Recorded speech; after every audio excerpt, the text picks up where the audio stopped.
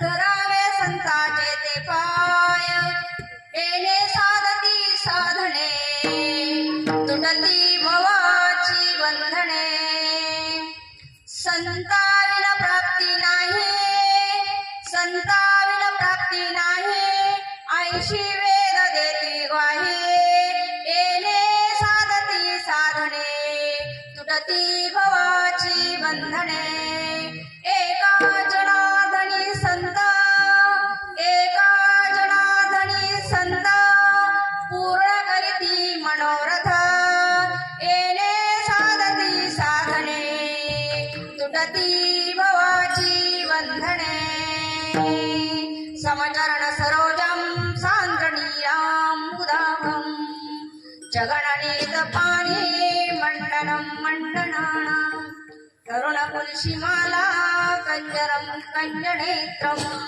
सदयधवलहासं विठ्ठलं चिन्तयामि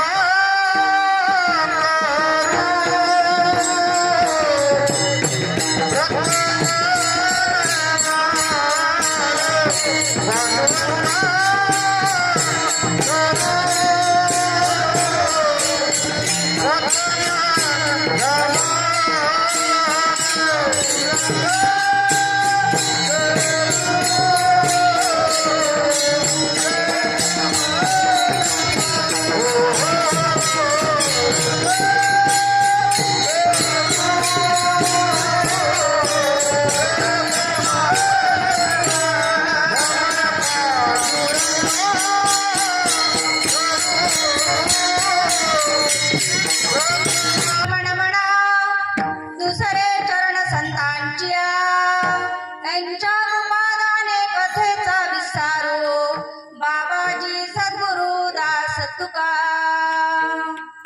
जयांचे गेलिया स्मरण होय सकळ विद्येचे अधिकरण तेची वंदू श्री चरण श्री गुरूंचे ते नमस्कारो नियाता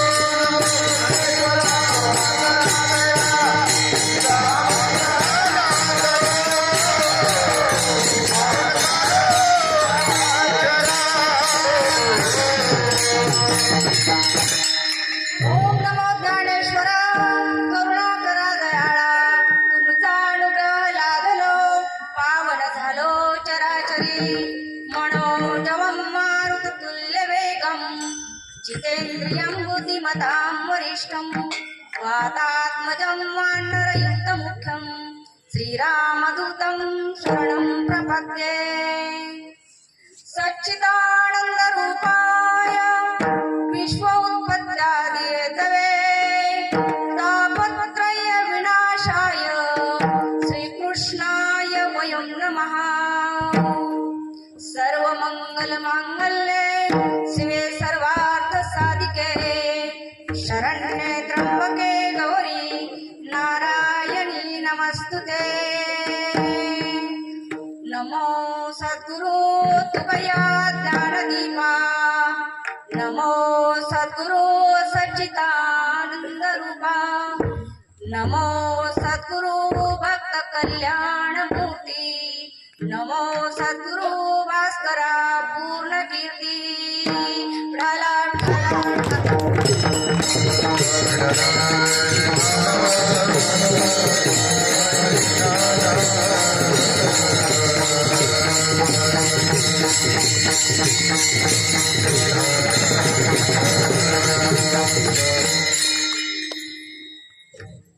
हरिप्राप्तीसी उपाय करावे संताचे ते पाय.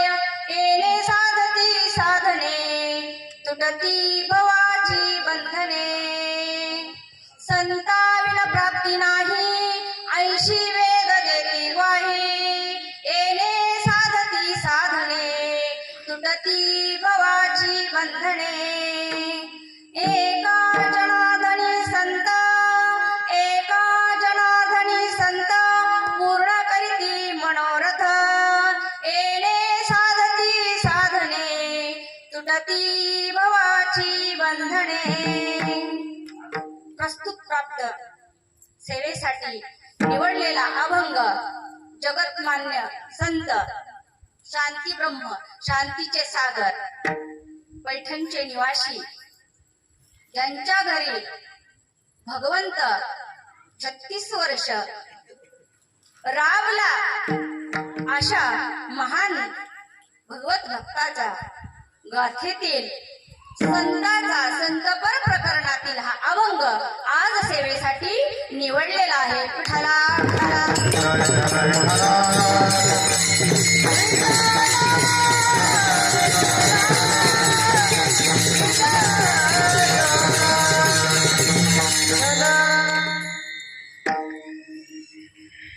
खानापूर नगरी काय म्हणायचं? खानापूर नगरी चहूकडून भगवंताची वस्ती म्हणून खानापूर नगरी. या खानापूर नगरीमध्ये चालत असलेला हा अखंड हरिनाम सप्ताह आणि या सप्ताहामध्ये तो वर्ष 18वं वर्ष. किती वर्ष आहे? 18वं. आणि 18वं वर्ष त्यामध्ये लागोपाठ 3 वर्ष भागवत भगवंताची सेवा करण्याचा योग मला या नाथांनी इथं प्राप्त करून दिलेला.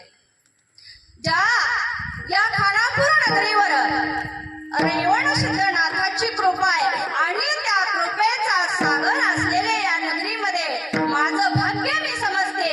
मला सेवेची संधी या ठिकाणी प्राप्त झाली. आणि खूप दिवसांनी किती वर्ष झालं पण किती वर्ष झालं? 10-12 वर्ष झालं. त्यांच्याही लक्षात नाही. बहुतेक 13-14ला आपलं पहिलं वर्ष होतं भागवत कथेचं. 13-14-15 असं 3 वर्ष लागोपाठ इथं या ठिकाणी कथा झालेली आहे. आणि त्या भगवंताची कृपा नियोजन कसं झालं काही माहित नाही. पांडुरंग महाराज घरी आले आणि कथा करण्याचं आमंत्रण त्यांनी मला दिलं आणि भगवंताने ती सेवा या ठिकाणी करून घेतली. आमच्या महिला मंडळाने साथ दिले बघा. महिला मंडळ कथेला होतं. आणखी कोण कोण चेहरे होते माझ्या काय आता आठवत नाहीत ना. सगळे बदल झाले आणि नाव पण लक्षात नाहीत जास्त आता. आमच्या नायकोडे ताई आहे तिथं. आणखी निकमताई एक माझ्या जास्त ओळखीतल्या होत्या. आहेत का त्या? आहेत का? आणखी बरेच चेहरे पण जरा पाठीमागे बसले तर आता मला जरा चष्मा लागलाय बघा आणि त्याच्यामुळे आता दिसत नाही. पण या सगळ्या माझ्या महिला मंडळांनी मला या ठिकाणी साथ दिलेली आहे. त्यातील माझ्या मैत्रिणीच्या सुनबाई पण इथं हजर आहेत बघा. आंबेकर काकू आमच्या कॉलनीत धाराशिवच्या राहणाऱ्या खूप जवळची मैत्रीण. आज येणार होत्या कीर्तन ऐकण्यासाठी पण काय माहिती. असा महिला मंडळाची साथ आणि सगळ्यात जास्त साथ जर कोणी दिली असेल तर आमचे पांडुरंग महाराज नियोजनात आणि आमचे पांडुरंग तुके महाराज हे पण नियोजनात असायचे. आणखी ते विना घेऊन उभारलेले बाबा काय त्यांचं नाव मला आठवत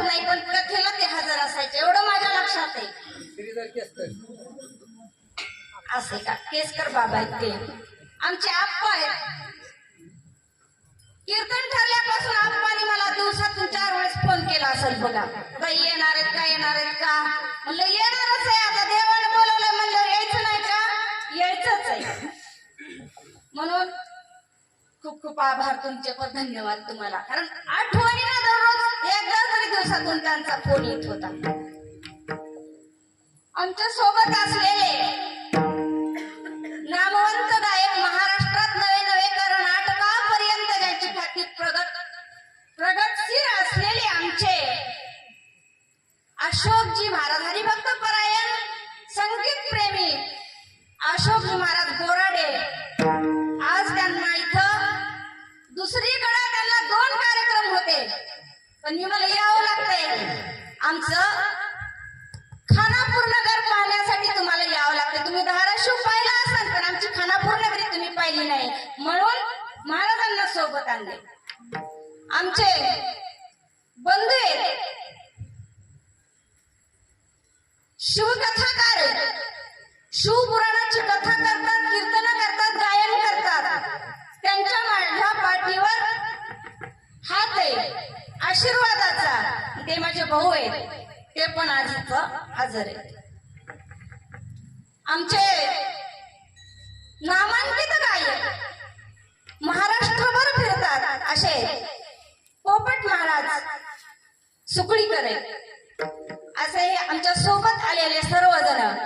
आणि इथले आता सगळे, मला सगळ्याचे काही नाव इथं आता घेता येणार नाही, कारण नाव मला माहित नाहीत. म्हणून सर्वजण मंडळी आणि हे संस्थेतील विद्यार्थी, कुठली संस्था, भातांब्रेची संस्थेची मृदंगाचार्य भातांब्रा छान आहे ना, मुलं खूप छान वाजत आहेत. कारण छान मुलं वाजत आहेत, पण मलाच त्याच्यातलं काही कळत नाही बघा.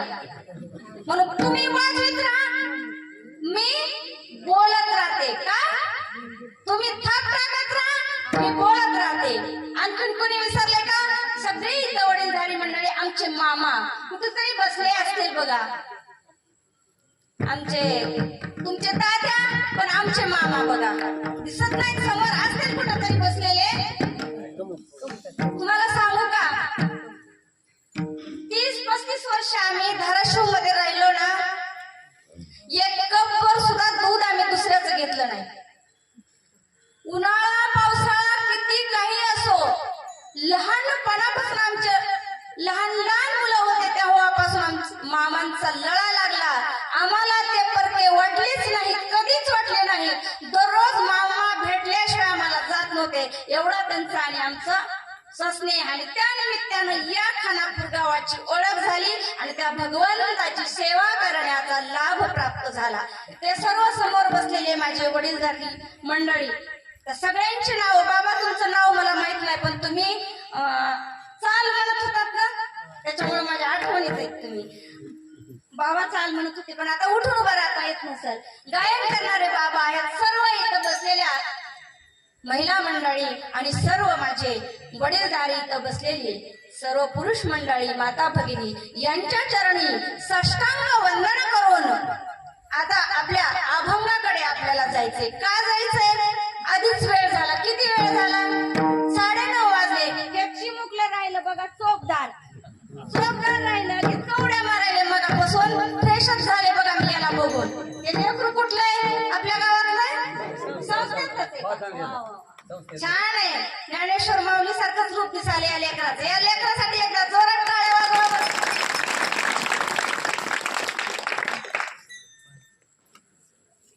आणि आम्हाला येता उशीर झाला. रेल्वे स्टेशन फाटक पडलं, तिथे आमचा अर्धा पाऊण तास गेला. त्याच्यामुळे आम्हाला वेळ लागला. आम्ही पाणी सुद्धा पिलो नाही घरी, माहिती का. लगेच इकडे आलो, मामाच्या घरी गेलो तिकडे शेतामध्ये, पण पाणी सुद्धा पिलो नाही. नुसतं गेलो तिथं आणि तिथून इथपर्यंत आलो. आमच्या सर्व महिला मंडळाला पुनश्च एकदा नमस्कार करून भगवंत रूपी हृदयस्थ भगवंताच्या चरणी साष्टांग वंदन करून, रेवन सिद्धनाथाच्या चरणी साष्टांग वंदन करून आपण आपल्या अभंगाकडे येऊया. अभंग कुणाचा घेतला मी? आता बोलायचं. मी काही नवी आहे का? ह्या गावात किती वर्ष वर्ष आले, मग मी नवीन आहे ना, फक्त जास्त दिवस झाले आहे का नाही? आणि मग कुणाचा अभंग घेतलाय? नाथ महाराजांचा. मग नाथ महाराज आपल्याला काय सांगतात? देव पाहिजे ना, हरिप्राप्तीचा उपाय सांगतात. पहिल्या चरणामध्ये म्हणतात हरिप्राप्तीचा उपाय काय? हरीची प्राप्ती पाहिजे तर संतांचे पाय धरा. संतांचे पाय धरल्यानंतर काय होईल? तर आपल्याला साधन प्राप्त होईल. कशाचं साधन प्राप्त होईल? हरीच्या प्राप्तीचं. आपण कशासाठी देवाची पूजा करतो? आपल्याला देव कधीतरी भेटावा म्हणून आपण पूजा करतो, पण त्याचं साधन या अभंगात महाराज आपल्याला सांगतात की संत आपल्याला काय करतात? रस्ता दाखवतात. त्या रस्त्याने आपल्याला जायचंय. बर, मग या रस्त्याने आपल्याला जायचंय. संत काय देतात?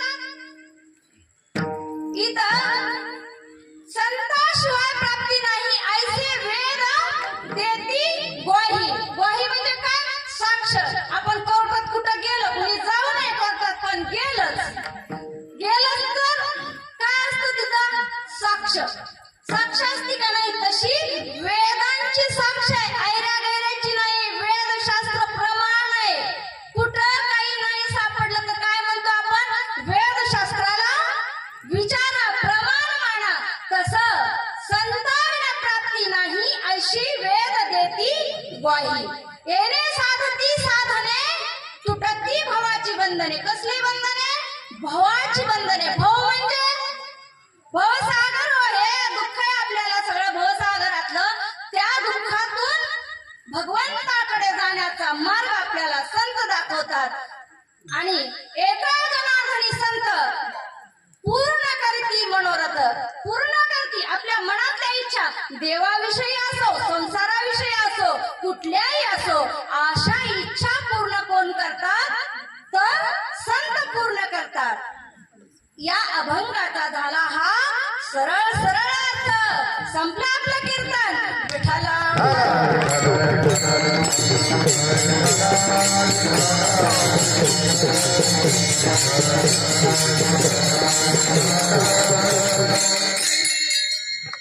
झालं कीर्तन. जाऊ का मग मी आता?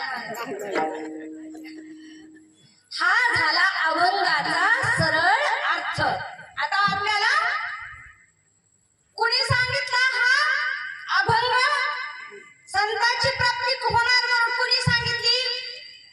ऐऱ्या गैऱ्यांनी सांगितली का आमच्या पांडुरंग महाराजांनी सांगितली? कुणी सांगितली? तर नाथ महाराजांनी सांगितली. नाथ महाराजांचा अधिकार किती अधिकार आहे नाथ महाराजांचा? नाथ महाराजांनी आपल्याला चांगली उपासष्टी दिली. नाथ महाराज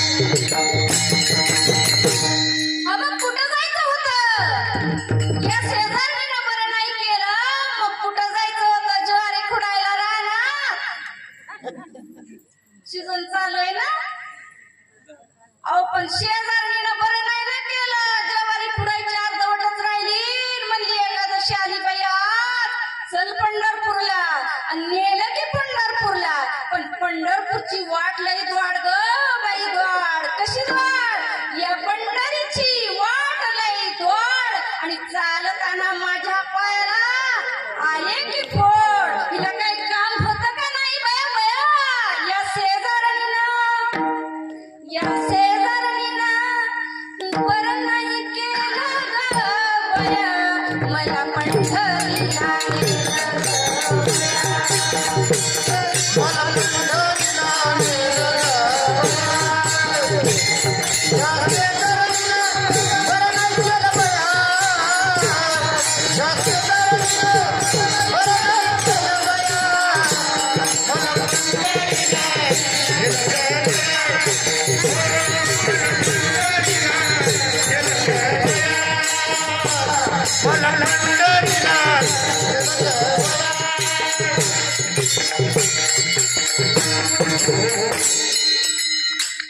शेजारणीनं पंढरीला नेलं, पण त्या पांडुरंगाच्या दर्शनाला नेलं बाई. चांगलं केलं शेजारणीनं. हा मानव देह कशासाठी मिळाला? त्या भगवंताच्या प्राप्तीसाठी. हो, कशासाठी मिळाला? त्या भगवंताची. कारण देवानं देहच कशासाठी दिला बघा. आपण जर कुत्र्याच्या जन्माला गेलो असतो, गेलो नाहीत ना आपण, पण जर गेलो असतो तर आपल्याला पंढरीला जाता आलं असतं का? नसताना जाता आलं. मग या शेजारणीनं वारीला नेलं बघा. वारीला जातात का महाराज? इकडे उभा राहा, तुम्हाला बोला येते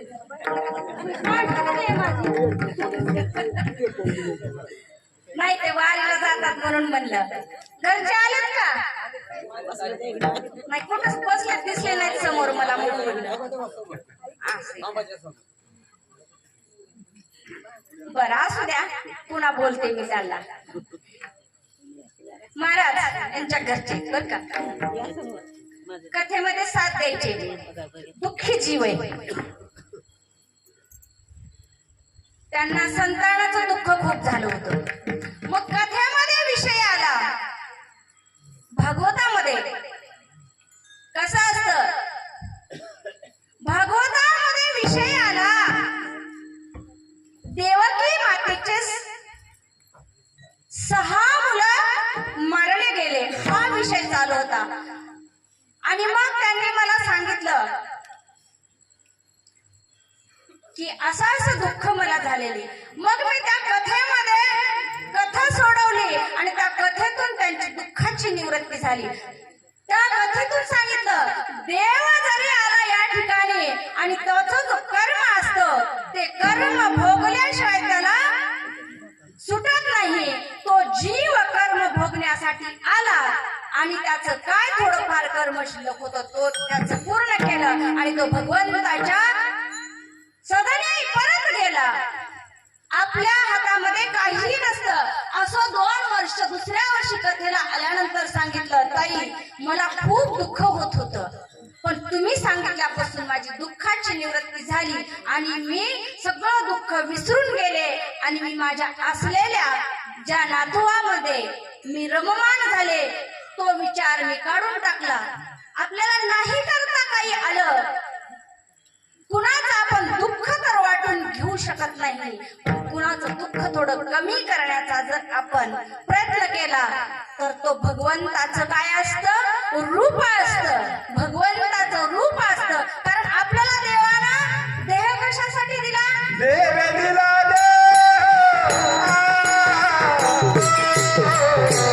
भजन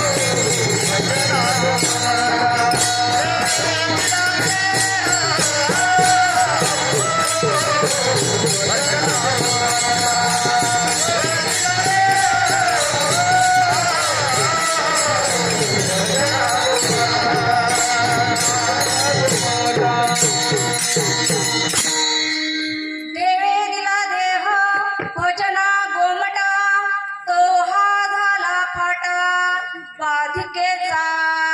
देवानं आपल्याला भजन करण्यासाठी दिला, पण हा संसार माया मोह आपल्याला आड येते आणि भगवंताकडे आपल्याला जाऊ देत नाही. म्हणून काय करतात नाथ महाराज, आपल्याला मार्गदर्शन करतात. कोण मार्गदर्शन करते? अधिकारी व्यक्ती आहेत नाथ महाराज. आणि ते किती अधिकार आहे त्यांचा? संत कृपा झाली इमारत फळा आली, ज्ञान देवे रचिला पाया, उभारिले देवालया. नामादयाचा किंकर जनार्दन एकनाथ, खांब दिला भागवत. खांब आहेत खांब. बघा ही इमारत किंवा हा मंडप उभा केला, हे खांब जर दिले नसते तर हा मंडप उभा राहिला असता का? नसता राहिला. तसे आमचे नाथ महाराज आपल्या वारकरी संप्रदायाचे काय आहेत? खांब आहेत खांब. इमारत पक्की कुणी केली? तर खांबावर पाया पक्का केला ज्ञानदेवानी. खांब झाले आमचे एकनाथ महाराज. आणि कळसाचा मान कुणाला जर असाल तर आमच्या तुकाराम महाराजांना. तुका झाला से कळस, भजन करा सावकाश. आणि मग हा वारकरी संप्रदायाचा काय सुरू झाला? भागवत धर्माची पताका फडफडली आमच्या या साधू संतांनी. आणि मग सांगितलं आता संताला हे दुःख कळाले. जन्माला आल्यानंतर किती दुःख आहे, किती वेळा जन्म यावे, किती व्हावे भजी.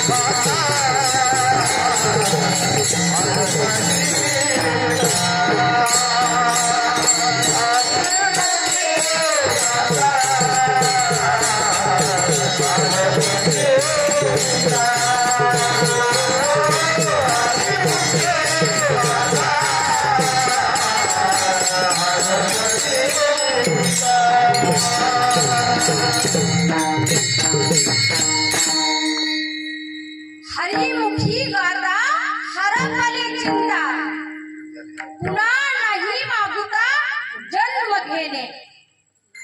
जन्म कशासाठी घ्यावा लागते? जन्म घेणे लागे वासनेच्या संगे. जन्म आपल्याला वासनेमुळे घ्यावं लागतं. बघा का आपली एखादी इच्छा अपूर्ण राहिली का आपल्याला पुन्हा जन्माला येतं. पुनरपी जननम पुनरपी मरणम पुनरपी जननी जठरे शयनम. किती दुःख आहे हे.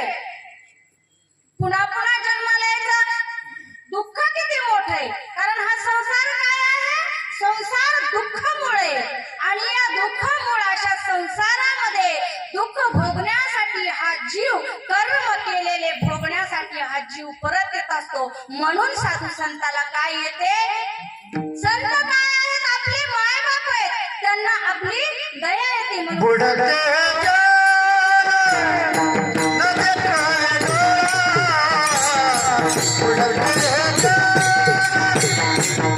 Let's go.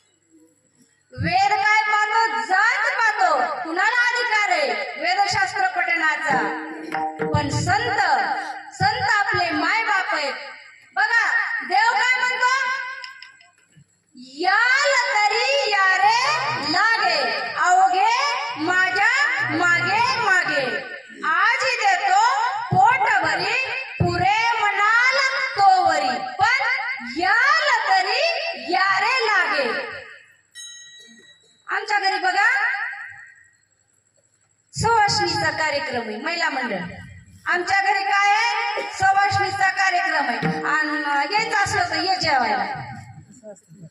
ती म्हणली काय मला भाकर मिळना का, माझ्याकडे ज्वारी पिकना का, गहू पिकना, हिच्यात जेवायला जायला. बिना सुवासिनीचं कुंकू लावल्याशिवाय कुणी कुणाकडे जेवायला जाईल का? देव असा आहे बघा. यायचं असलं तर ये, देतो. पण संत कसे आहेत बघा, संतांना कळवळा येतो आपला. संत आपल्यासाठी काय करतात? तुम्ही संत माय बाप कृपावंत. आई आहे बघा संत, काय आई आहे.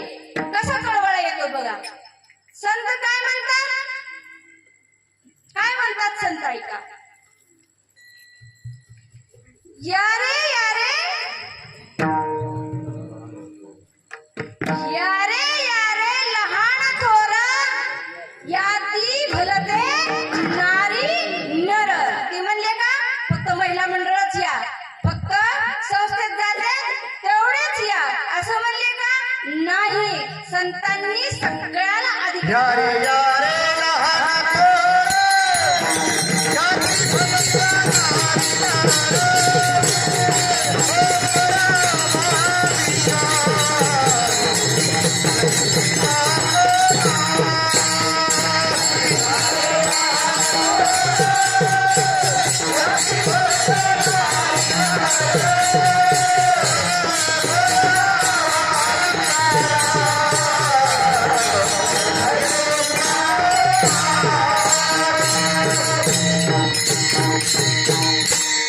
संत आपल्याला आईप्रमाणे मार्गदर्शन करतात बघा.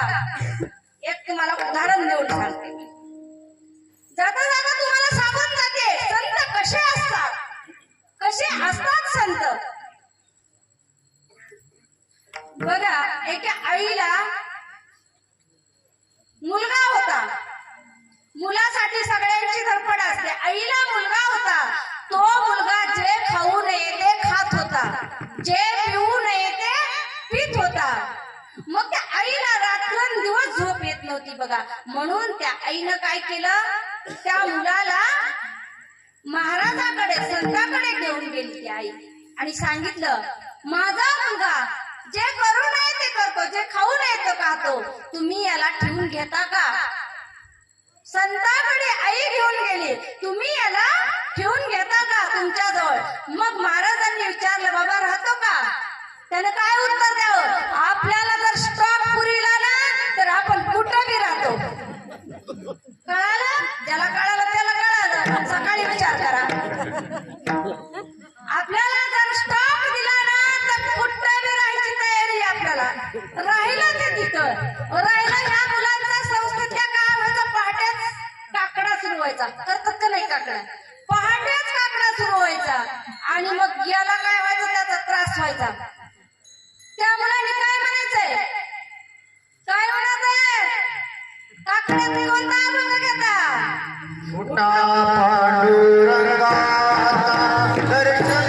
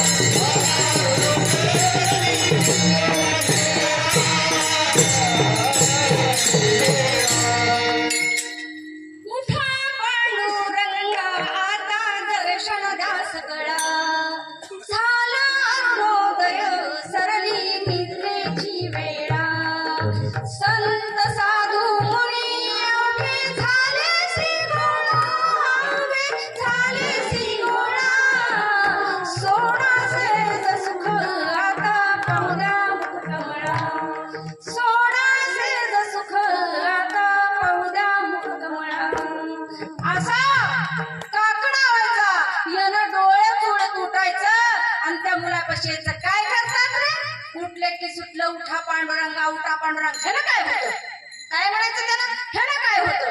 रोज उठलं, काकडा झाला की पुन्हा लेकरांचं काय व्हायचं? भगवंताची स्तुती, श्लोक पाठ करणं, मृदंगाच. यानं काय होतं? यानं काय होतं? यांना पिस्सं लावलं कुणाला? या संस्थेतल्या विद्यार्थ्याला. कोणी? त्या मुलानं जो संस्थेमध्ये ठेवला होता आईनं, त्या मुलानं यांना पिस्सं लावलं. यानं काय होतं? यानं काय होतं? सगळे विद्यार्थी गुरुजीकडे गेले आणि म्हणाले, काय म्हणाले? ते जे तुम्ही आणून ठेवलंय ना, त्यानं आम्हाला पिसं लावलंय, पिसं. यानं काय होतं? टाळ वाजल्यानं काय होतं? मृदंग वाजल्यानं काय होतं? रामकृष्ण हरी म्हणल्यानं काय होतं? ती म्हणले, आता हे तुमच्याकडे आला आणि त्यानं काय होतं म्हणलं की त्याला म्हणायचं, तुला जन आणलंय, जन ठेवून घेतलंय, त्याच्याकडे जा आणि त्याला विचार, ह्यानं काय होतं? ते विचारलं त्यानं, ह्यानं काय होतं? ते म्हणलं, तू जा तिकडं गुरुजीकडं, त्यांना विचार, ह्यानं काय होतं?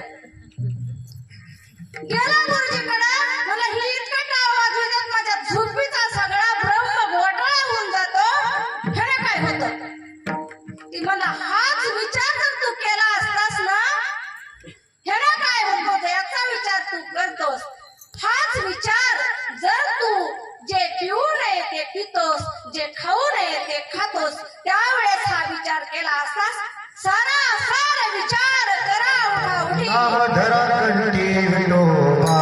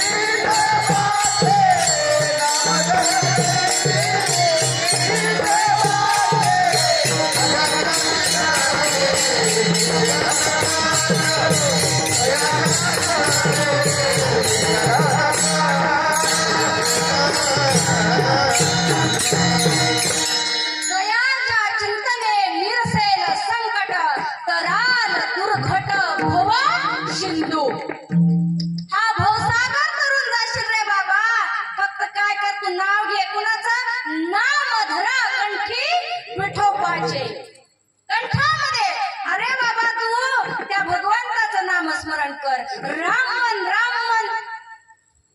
ते म्हणला, त्यानं काय होईल? ते म्हणला, म्हणून तर बघ काय होईल. त्यानं राम म्हणलं. महात्मा म्हणाले, ते गुरुजी झालं म्हणले माझं काम, तू राम म्हणलास. त्यानं काय होईल? ते चाललं राम म्हणून निघून, त्याला माघारी बोललो. त्यानं काय होईल? ते मला ज्यावेळेस तुम्हाला कुणी भेटेल ना, त्यावेळेस त्याला विचार की एक राम नामाचं फळ काय, किंवा एक राम नामाचं फळ काय. एक राम नाम घेतल्यानंतर त्याला कुठली सिद्धी, कितला मोक्ष, काय प्राप्त होता, असो तो विचार. आणि बघता बघता काही दिवस गेले आणि तो मुलगा काय करीत होता? मग ते वाचतय का? नाही वाचत. मग तो गेला.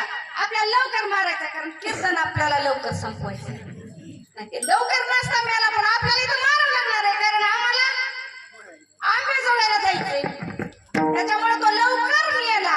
आणि मेल्यानंतर यमराजाच्या दरबारामध्ये काय झालं, त्याची चित्रगुप्ताकडे फाईल काढली बघा, त्याचा 7/12 काढल्याबरोबर चित्रगुप्त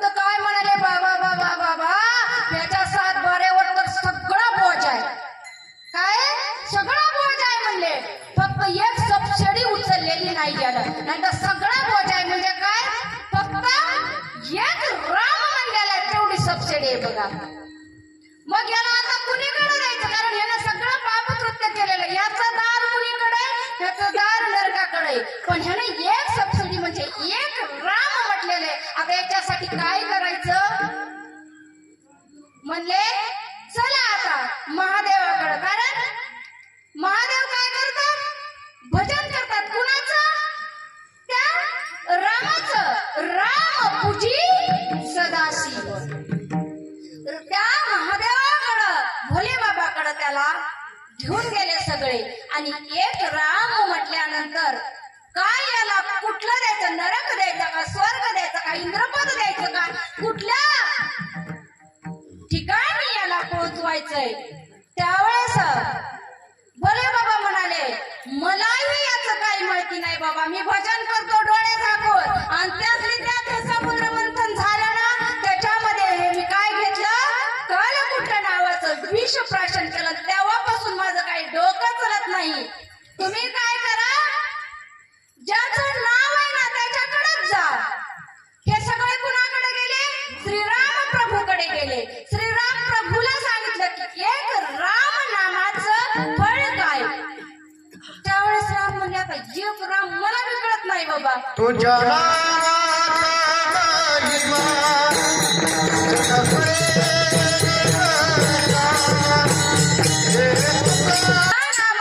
महिमा तुझं न कळे मेघश्यामा. कारण देवालाही देवाच्या नावाचा महिमा कळत नाही. म्हणजे आता काय करायचं, म्हणजे याला चिराग नाम द्यायला सांगितलं. त्याच्याकडं चला. आणि सगळे त्या गुरुजीकडं आले आणि त्यांना विचारलं, एक राम नावाची फलाची प्राप्ती कुठली आहे. म्हणजे काय, नुसतेच भजन करतात, भागवत करतात, कथा कीर्तन करतात, तुम्हाला एवढं कळत नाही, एवढं कळत नाही. तुम्ही काय बघून बघून करता का काय. तुम्ही जर गाथा वाचली असली, तुम्ही जर ज्ञानेश्वरी वाचली, अध्ययन केलं असतं, संतांचे चरित्र वाचले असते, तर तुम्हाला याचं काय कळालं असतं. मुखी नाम हाती मोक्ष आणि ऐसी साक्ष बहुतांची. म्हणून काय केलंय बघा, नाथांना कुणाला कळवायला येतंय, संतांना कळवायला येतंय. कारण दुःख भानवाडी आहे हा संसार, सुखाचा विचार नाही कोठे. म्हणून संतांना कळवळाला, कारण हा नरदेह मिळाला. किती दुर्लभ नरदेह आपल्याला प्राप्त झाला. एक एक एवढी कोटी कोटी फेरा, मग लागे वारा मनुष्य देहाचा. एक एक एवढी कोटी कोटी वेळा फिरायचंय आणि मग मनुष्य जन्माला यायचं. जन्माला येऊन मी हेच करायचं का पुन्हा जन्मायचं, पुन्हा मरायचंय. म्हणून आपल्या नाथ बाबांना किंवानी आणि त्यांनी अभंगाच्या पहिल्या चरणामध्ये सांगितलं, हरिप्राप्तीची